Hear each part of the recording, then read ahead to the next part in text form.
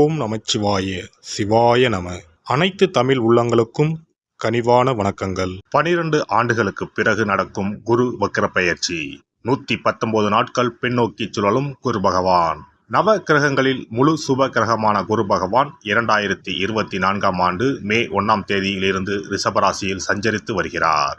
ஒவ்வொரு ஆண்டும் சில கிரகங்கள் வக்ரமடையும். அந்த வகையில் அக்டோபர் மாதம் 9ஆம் தேதி குரு பகவான் ரிஷபராசியில் வக்ரமடைகிறார். இதன் தாக்கம் என்ன? குரு வக்ர பெயர்ச்சி என்றால் என்ன? எத்தனை நாட்கள் நீடிக்கும் என்று பார்க்கலாம். குரு பகவான் இந்த ஆண்டு அக்டோபர் மாதம் 9ஆம் தேதி புதன்கிழமை ரிஷபராசியில் வக்ரமாகி பின்னோக்கி செல்வார். பிப்ரவரி 4, 2025ஆம் ஆண்டு வரை இந்த நிலை நீடிக்கும். வக்ரம் என்பது நேராக செல்லக்கூடிய ஒரு கிரகம் பின்னோக்கி செல்வதை குறிக்கும். ரிஷபராசியில் சஞ்சரிக்கும் குரு பகவான் அடுத்து மிதுன ராசிக்கு செல்லாமல் பின்னோக்கி ரிஷபத்தில் ரோகிணி மற்றும் கிருத்திகை நட்சத்திரத்தில் சுழல்வது குரு வக்ர பெயர்ச்சியை குறிக்கும். ஒவ்வொரு ராசிக்கும் குரு வக்ர பெயர்ச்சி கணிசமான தாக்கங்களை, நல்ல பலன்களை அல்லது தடைகளை ஏற்படுத்தலாம்.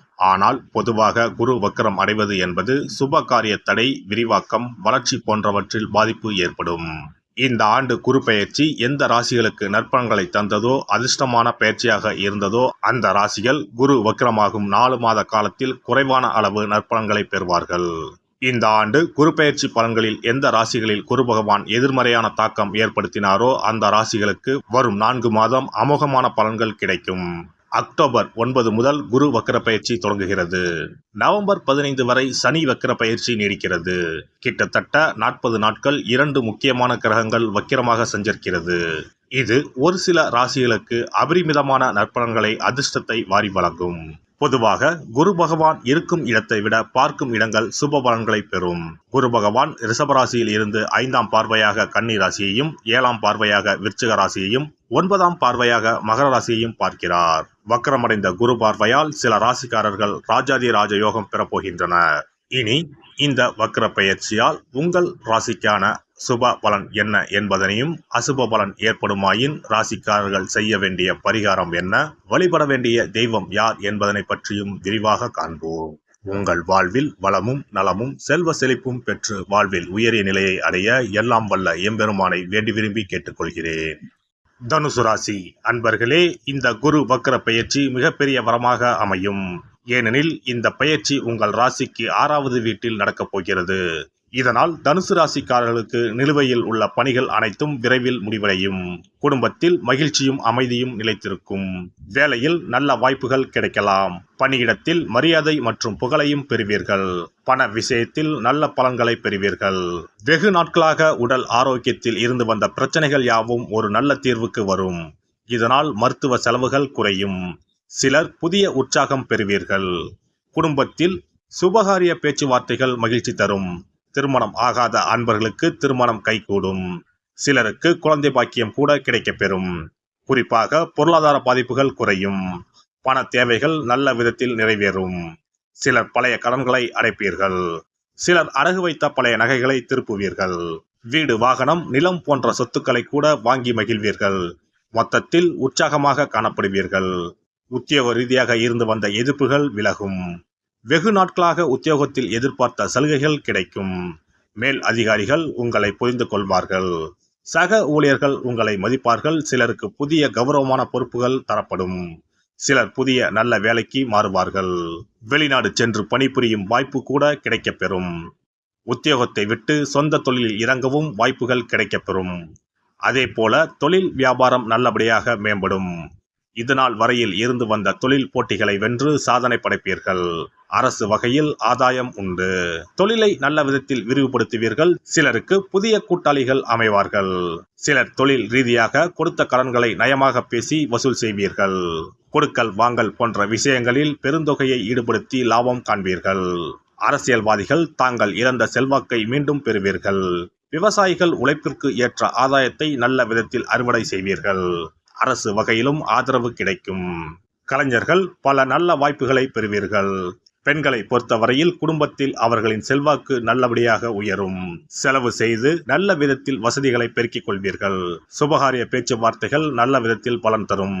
தங்க ஆபரணம் போன்றவற்றை வாங்கி மகிழ்வீர்கள். அரசு வகையில் ஆதரவு உண்டு. மாணவ மாணவியர் இனிவரும் காலங்களில் பாடத்தை புரிந்து படிப்பார்கள். நல்ல மதிப்பெண்களை பெறுவார்கள். பெற்றோர் ஆசிரியர்களுக்கு பெருமை தேடி தருவார்கள். சிலர் மேற்படிப்புக்காக வெளியூர் அல்லது வெளிநாடு செல்லவும் வாய்ப்புண்டு. மொத்தத்தில் இந்த காலகட்டத்தில் அனைத்து தரப்பினருக்கும் பெரும்பாலும் நல்ல பலன்கள் தான் ஏற்படும். குரு தட்சிணாமூர்த்தியை மஞ்சள் வஸ்திரம் சாற்றி வணங்க நல்லதே நடைபெறும். சிறப்பு தொகுப்பு. இனி வரவே வராது என நினைத்த பணம் திரும்பி வருவதற்கு இதை மட்டும் செய்தால் போதும். நாம் கஷ்டப்பட்டு சேர்த்த அல்லது சம்பாதித்த பணத்தை யாரையாவது நம்பியோ அல்லது அவர்களுக்கு உதவி செய்வதற்காகவோ கொடுத்து ஏமாந்து இருக்கலாம். அப்படி இழந்த பணத்தை திரும்ப இனி வரவே வராது என நினைத்த பணத்தை கூட சில எளிய தாந்திரீக பரிகாரங்களை முறையாக செய்தால் திரும்ப பெற முடியும். இழந்த சொத்து, இழந்த பணம் மற்றும் நகை ஆகியவற்றை திரும்ப வீடு தேடி வர வைப்பதற்கான எளிய பரிகார முறைகள் பற்றி இங்கே தெரிந்து கொள்வோம். இந்த 2 முறைகளில் எந்த முறை நமக்கு எளிமையானதோ அதை செய்து பயன்பெறலாம். வாங்கிய பணத்தை திருப்பி கொடுக்க முடியாமல் கடன் தொல்லையால் அவதிப்படுபவரை போல் பணத்தை கொடுத்துவிட்டு அதை திரும்பி வாங்க முடியாமல் தவிப்பவர்கள் அதிகம் இருக்கத்தான் செய்கிறார்கள். யாராவது அவசரம் என பண உதவி கேட்கும்போது நட்பின் அடிப்படையிலோ அல்லது இருக்கப்பட்ட சிலர் பணம் கொடுத்திருப்பார்கள். ஆனால் பணம் வாங்கிய நபரோ அந்த பணத்தை திருப்பி தராமல் இழுத்தடிக்கலாம். பணம் தர வேண்டிய நபருக்கு சூழ்நிலை காரணமாக பணம் வராமல் உங்களுக்கு திருப்பி தர முடியாமல் இருக்கலாம். அல்லது அந்த நபர் பணத்தை திருப்பி தரும் எண்ணமே இல்லாமல் இருக்கலாம். நீங்களும் பல முறை பணத்தை கேட்டு சலித்துவிட்டு இனி அந்த பணம் நமக்கு வரவே வராது என நினைத்து பணத்தை திருப்பி வாங்குவதற்கான முயற்சியை கூட கைவிட்டிருக்கலாம். இப்படி கொடுத்த பணம் திரும்பி வரவே வராது என நினைத்த பணத்தை உங்களிடம் பணம் வாங்கிய நபரே மனம் மாறி அவராக வந்து உங்களிடம் திருப்பி தருவதற்கு சில எளிய முறைகளை வீட்டிலேயே செய்தால் போதும். பரிகாரம் 1. கற்பூரம் ஒன்றை ஏற்றி அது எரியும் சுடரின் மீது இரும்பு கலந்த ஏதாவது ஒரு தட்டினை காட்ட வேண்டும். இப்படி காட்டும் போது அந்த தட்டில் கரி படலம் ஒன்று உருவாகும். இந்த கரியை உங்களின் வலதுபுற நடுவிரலில் எடுத்து ஒரு தெளிவான வெள்ளை காகிதத்தில் உங்களுக்கு பணம் கொடுக்க வேண்டிய நபரின் பெயரை எழுதி கொள்ளுங்கள். பிறகு அந்த பேப்பரை சிறியதாக மடித்து உள்ளங்கையில் வைத்துக் கொண்டு உங்களுக்கு பணம் கொடுக்க வேண்டிய அந்த நபரின் முகத்தை மனதில் நினைத்து கொண்டு அவர் உங்களுக்கு பணம் கொடுத்து விட்டதாகவும் உங்களுக்கு வரவேண்டிய பணம் அனைத்தும் வந்துவிட்டதாகவும் நினைத்து கொள்ளுங்கள். அந்த நபரின் பெயர் எழுதிய காகிதத்தை வீட்டின் பூஜை அறையில் வைத்து விடுங்கள். பிறகு அதை ஆற்றில் போட்டு விடலாம். பரிகாரம் 2. ஒரு சிறிய கிண்ணத்தில் மஞ்சளை தண்ணீர் கரைத்து எடுத்துக்கொள்ளுங்கள். ஒரு குச்சியால் அந்த மஞ்சளை தொட்டு வெள்ளை காகிதத்தில் பணம் தர வேண்டிய நபரின் பெயரை எழுதி கொள்ளுங்கள். ஓம் ஸ்ரீ கார்த்த வீர்யாஜுனாய நமக என்ற மந்திரத்தை 27 முறை சொல்லி பணம் கொடுக்க வேண்டிய நபர் உங்களுக்கு தர வேண்டிய பணம் அனைத்தையும் கொடுத்து விட்டதாக நினைத்து வேண்டிக் கொண்டு அந்த காகிதத்தை சுற்றி வெள்ளை நூலால் கட்டிவிட வேண்டும். பிறகு அந்த காகிதத்தை ஆற்றிலோ கடலிலோ போட்டுவிட வேண்டும். இந்த 2 முறைகளில் யாருக்கு எது வசதியோ அந்த முறையில் பரிகாரத்தை செய்யலாம். ஏதாவது ஒரு முறையை பின்பற்றினால் போதும். 2 முறைகளிலும் செய்ய வேண்டியது கிடையாது.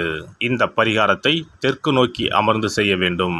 இந்த பரிகாரத்தை நம்பிக்கையுடன் தொடர்ந்து செய்து வந்தால் கண்டிப்பாக வராது என நினைத்த பணம் விரைவில் உங்களின் வீடு தேடி வரும். எல்லாம் வல்ல இறையருளால் நீங்களும் உங்கள் அன்பு குடும்பமும் உடல் நலம், நீலாயுள், நிறை செல்வம், உயர் புகழ், மெய்ஞானம் ஓங்கி வாழ்க வளமுடன். இந்த வீடியோ பதிவு உங்களுக்கு பிடித்திருந்தால் லைக் பண்ணுங்க, கமெண்ட் பண்ணுங்க, ஷேர் பண்ணுங்க. மறக்காம சப்ஸ்கிரைப் பண்ணுங்க. பக்கத்துல இருக்கிற பெல் பட்டனை கிளிக் பண்ணுங்க. நன்றி, வணக்கம். ஓம் நமச்சிவாய. சிவாய நம.